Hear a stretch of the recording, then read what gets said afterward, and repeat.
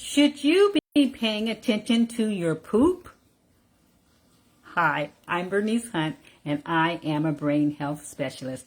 I work with women just like you who are starting to notice a few memory challenges, and I help you to stay sharp so that as you age, you can still travel, have fun with your grandkids, and experience new adventures without missing a beat.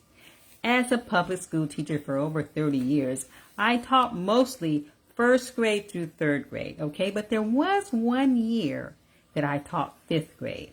And in that time, during that year at one point, especially when it got hot and on those hot days, we had to approach the subject of hygiene, especially for kids at that age. Now that was a, personal and uncomfortable topic to bring up, but it was something that had to be done under the circumstances. And so that's kind of like what I'm talking about today. Today we're going to talk about bowel movements. Did you catch my video from a few days ago? I did a short little video on bowel movements, and we talked a little about that. So if you missed it, just go ahead to my YouTube channel or to my Facebook page and get that.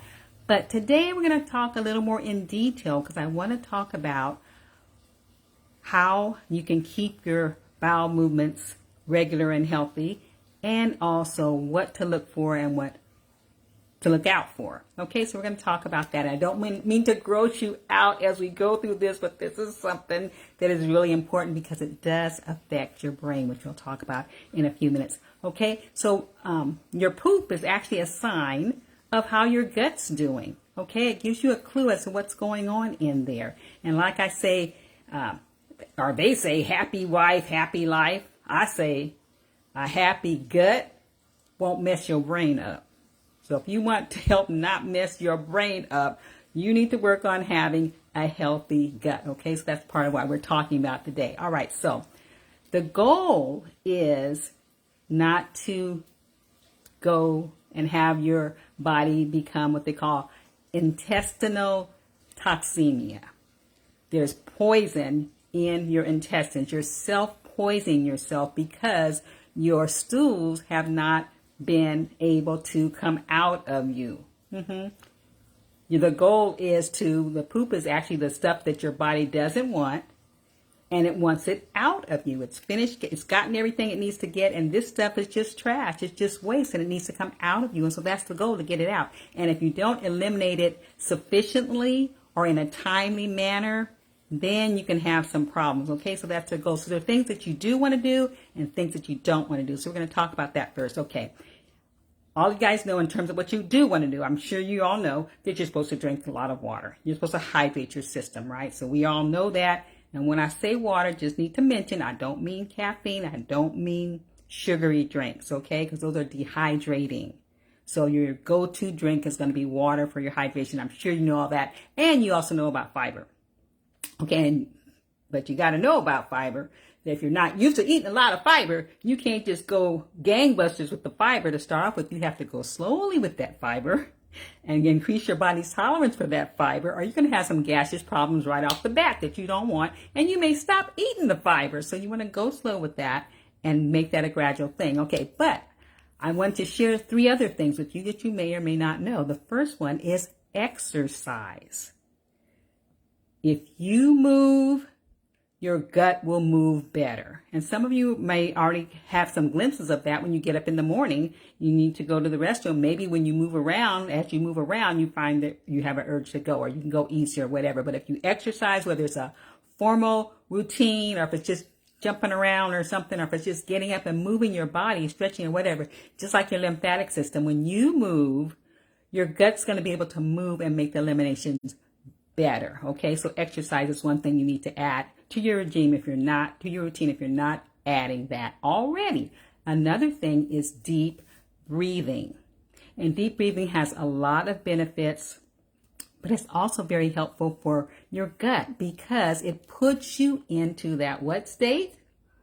That rest, digest, and heal state. And that's where you want to be. When you're in the fight or flight state, your body's not able to digest properly. So if you want to help your digestion, you need to keep yourself in that rest, digest, and heal state as much as possible. And deep breathing will get you back there. Okay, your deep breathing will get you there, and there's all kind of different methods you can get. One of the most popular ones is was made popular by Dr. Weil, and it was the 4-7-8, where you're going to inhale for 4 with your mouth closed.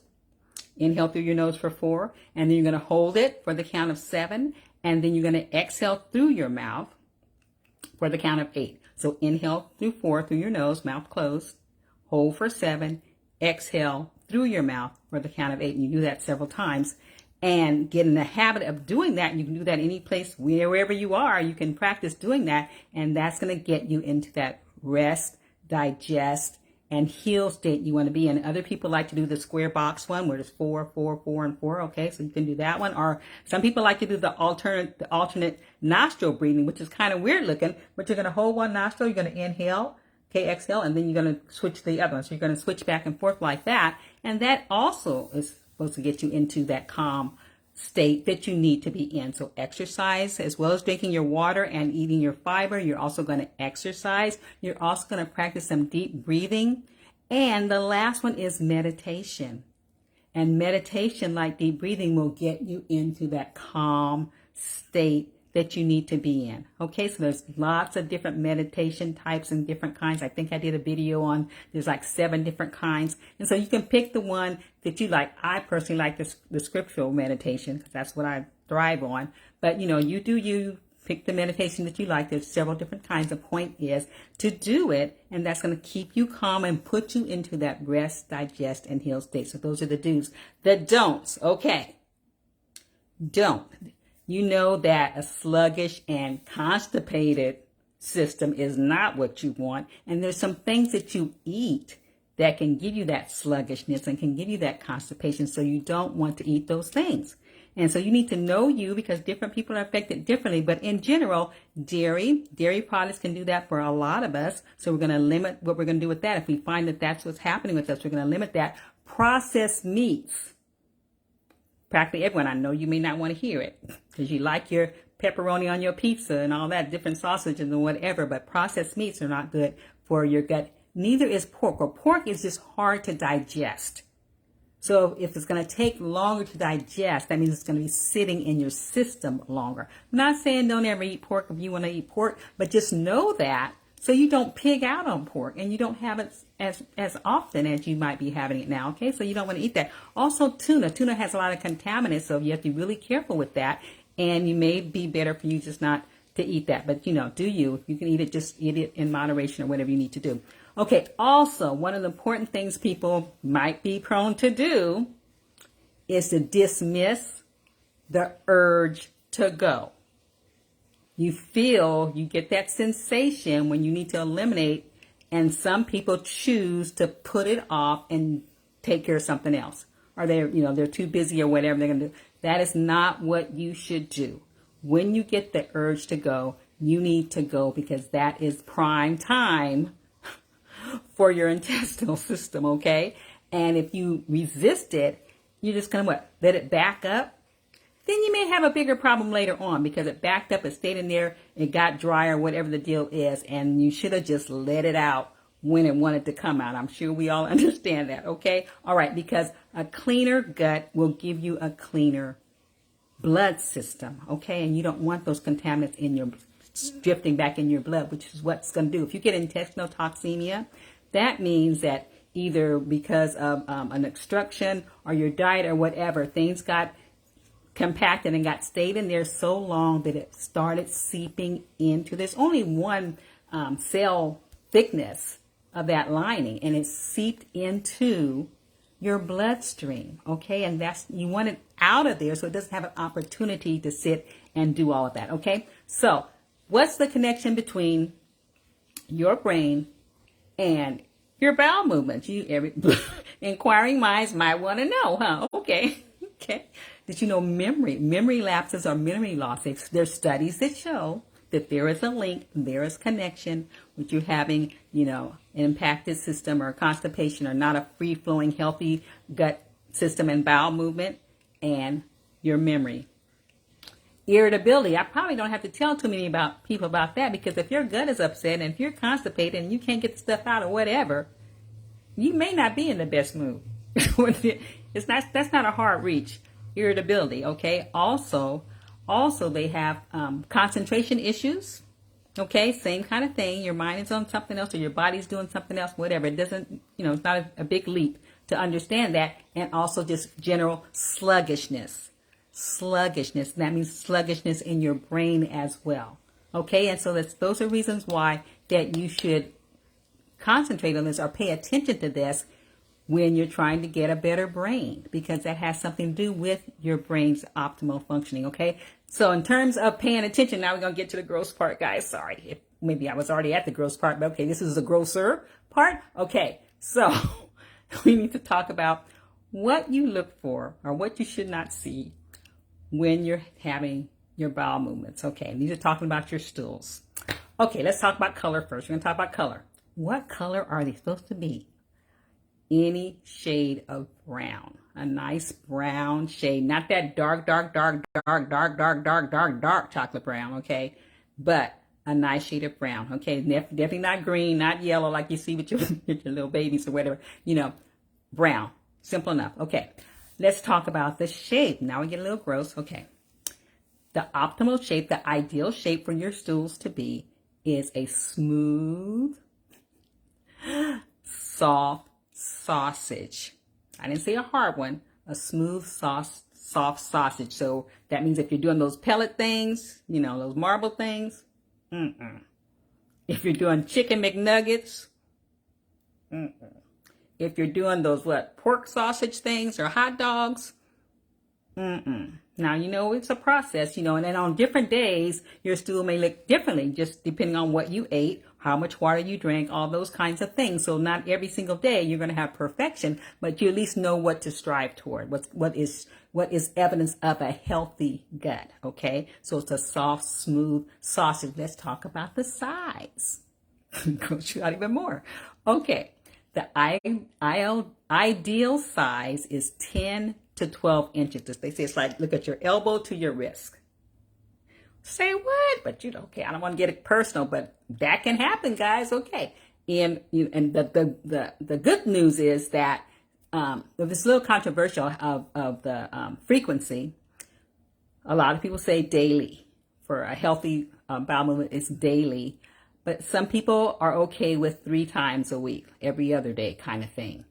I personally would shoot for daily. Okay, so if you're doing it daily, you can either have once a day, and if you just do it once a day, it should be 10 to 12 inches that one time that you have that bowel movement.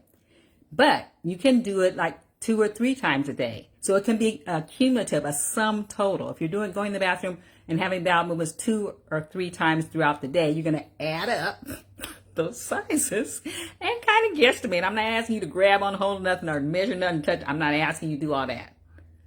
Eyeball it and look at it and see if you add those sums up, is it going to equal 10 to 12 inches? That's what you're looking for, okay? Okay, so that's frequency and that's consistency, okay? And that's the shape. All right, what else are we going to talk about? Oh, got to talk about the smell. That's pretty simple, because the experts say there should not be a smell. Because what does the smell represent? Rotting, stuff rotting, It's rotten eggs, that kind of smell. It's because they're rotting. And so when it leaves your body, one researcher was saying that it could have a smell when it first leaves your body, but when you flush the toilet, the smell should not linger. So if you can catch my drift on that. No pun intended, but catch my drift. Anyway, it shouldn't linger, but optimally no smell. And in term, while we're going there, in terms of wiping with the toilet paper and whatever, there shouldn't be anything. It should be like a white glove. You should be able to wipe and have a white glove, okay? It shouldn't be anything on the toilet paper. That's ideally. So you know where you are with that, and you know what some days may be better than others. Like, different things happen. Different things are going through your system. But that's what you need, those things you need to be looking for, okay? And in terms of diarrhea, the good thing about diarrhea is diarrhea usually takes care of itself. But if you are having a lot of diarrhea at night and it's getting you up at night and all that, of course, you need to check with the doctor on that, because that is not normal. That is not natural. That is not good. So you need to check on that. But other diarrheas can come again from things that you ate or from your ability not to tolerate certain foods or things like that, but it also can be due to like viruses and infections and things like that. But typically, if it's any of those, it will take care of itself. But like I say, if you keep going up and having those issues, you need to check with a doctor on that. Okay, so I hope I didn't gross you out with my poop video. I have a lot more, more information and more specific information if you're at all interested, or if you want to review, what to look for, whatever. I have that available also. You just need to connect with me and just mention the number so I know what we're talking about. 134 is this video, so mention the number, and you can mention poop or stools or bowel movement or whatever else if you want, and I'm happy to get that to you, okay? Because your brain's destiny is in your hands.